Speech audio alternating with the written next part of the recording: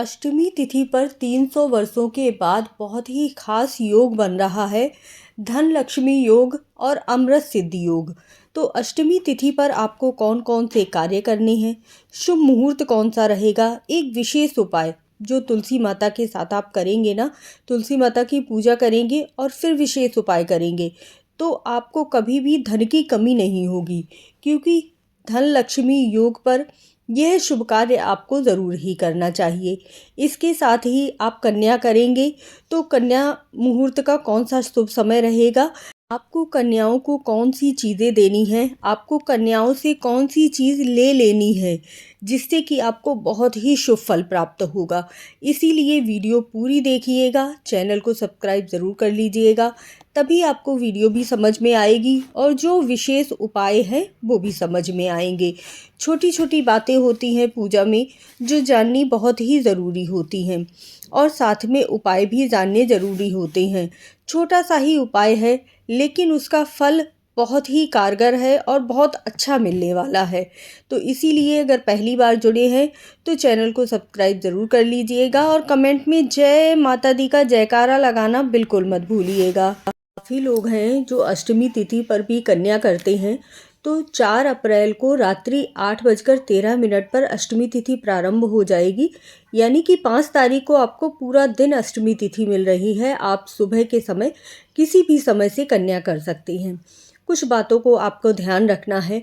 हमारे यहाँ तो ना जब अष्टमी को कन्या की जाती हैं तब उन्हें फलाहार और मिठाई खिलाई जाती है, क्योंकि कहते हैं कि माता रानी भी व्रत रहती हैं तो हलवा और पूड़ी खिलाने का विधान नौमी तिथि का रहता है। आपके यहाँ जैसा भी नियम हो आप वैसा कर सकते हैं। तो हम सबसे पहले जान लेते हैं कि आपको कन्या करनी है तो कैसे कन्या को बुलाना है, क्या क्या खिलाएं और कन्याओं से कौन सी चीज़ लेना ज़रूरी है।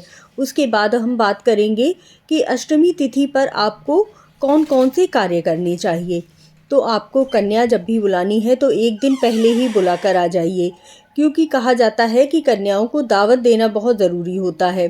2 साल से छोटी कन्या और 10 साल से बड़ी कन्याओं को भी नहीं निमंत्रण देना चाहिए। हो सके तो इसके बीच की उम्र वाली कन्याएं सबसे ज़्यादा शुभ मानी जाती हैं। वैसे तो बताया गया है शास्त्रों में कि कौन सी कन्या आपको कौन सा फल देती है, वो बताऊंगी तो वीडियो बहुत ज़्यादा बड़ी हो जाएगी। इसके बाद आपको कन्या का आमंत्रण देंगे ना, उसके बाद जब आपके घर में कन्या आ जाएंगी तब सबसे पहले उनके पैर धुलवाने बहुत ज़रूरी हैं। अगर आप कन्याओं को लाल चुनरी या लाल वस्त्र देते हैं तो इससे आपका सौभाग्य बढ़ता है, भाग्य बढ़ता है। मीठा भोजन, हलवा, पूरी और खीर खिलाने से आपका गुरु ग्रह मजबूत होगा, जिससे आपका भविष्य बहुत उज्जवल रहेगा। सरस्वती माता प्रसन्न होंगी यदि आप कन्याओं को पेन और पेंसिल देंगे। और अगर आप ऋतुफल खासकर केला दान करते हैं ना, तो आपके कर्मों का फल आपको 1000 गुना बढ़कर प्राप्त होता है। और अष्टमी तिथि पर श्रृंगार की सामग्री तो आप दान देना बिल्कुल भी मत भूलिएगा, बहुत ही शुभ माना जाता है। इसके साथ ही एक विशेष कार्य कीजिएगा कि जब आप कन्याओं को विदा करेंगे उस समय कन्याओं को थोड़े से अक्षत देने हैं और अपने सिर पर डलवाइएगा और थोड़े से अक्षत आप अपने पल्लू में बांध लीजिएगा। इससे क्या होता है कि आपके घर में बरकत बहुत आती है। हमारे यहाँ जब कन्याओं को विदा किया जाता है तब देखा है ना कि चावल फिकवाए जाते हैं घर के अंदर की तरफ।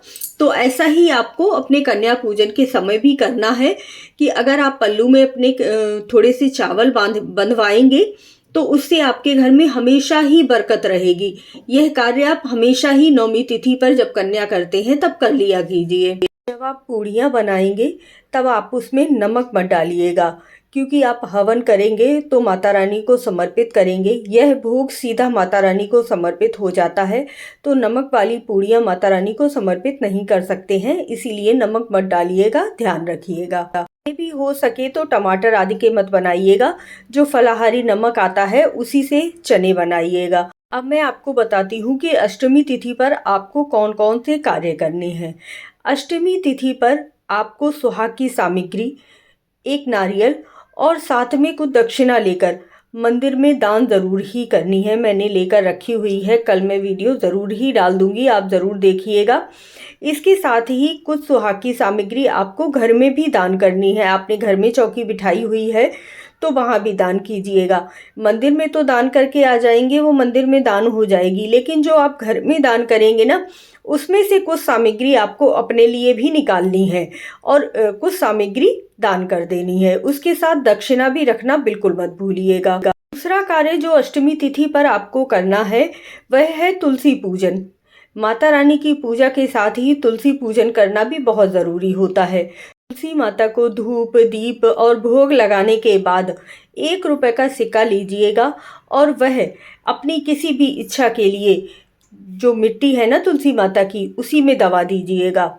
इससे कहते हैं कि आपके घर में बरकत आती है, धन की कमी कभी नहीं होती है।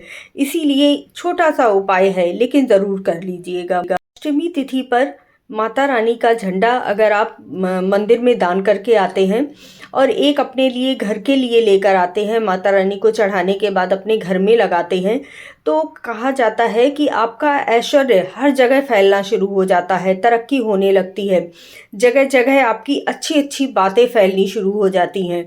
तो ये कार्य भी आप माता रानी का नाम लेकर ज़रूर ही कर लीजिएगा। फ्लैग आप छोटा बड़ा जैसा भी लाना चाहें ला सकते हैं। अष्टमी तिथि का समापन 5 अप्रैल को शाम 7:27 पर हो रहा है, यानी कि नवमी की शुरुआत 5 अप्रैल को ही हो जाएगी। तो 6 अप्रैल को आप पूरा दिन कन्या पूजन कर सकते हैं। राम नवमी का त्यौहार मनाइएगा, बजरंगबली महाराज की पूजा कीजिएगा और राम भगवान को खीर का भोग ज़रूर ही लगाइएगा।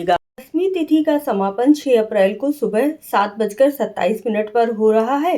तो इस समय पर आपको अपने व्रत का पारण कर लेना है। 10वीं तिथि पर पारण करना ज़्यादा शुभ माना जाता है, क्योंकि 9वीं तिथि पर सिद्धदात्री माता की पूजा की जाती है, जो आपके पूरे 9 दिन के व्रत का फल देने वाली है। तो इसीलिए 10वीं तिथि पर आपको व्रत का पारण करना चाहिए। माता रानी की कृपा आप सभी लोगों के ऊपर खूब सारी हो। माता रानी सभी के बच्चों को सुखी रखें। माता रानी से जो आप कामना करें, जो इच्छा करें, वह आपकी पूर्ण हो जाए। इस तरह से आप कामना करते हुए माता रानी से प्रार्थना कीजिएगा और इसके बाद सात्विक भोजन करके अपना व्रत का पारण कीजिएगा। वीडियो में देखिएगा कि चौकी कैसे हटानी चाहिए, नारियल का क्या करना है, जवारों का क्या करना है। तो पूरी वीडियो वो भी ज़रूर देखिएगा, चैनल पर बने रहिएगा।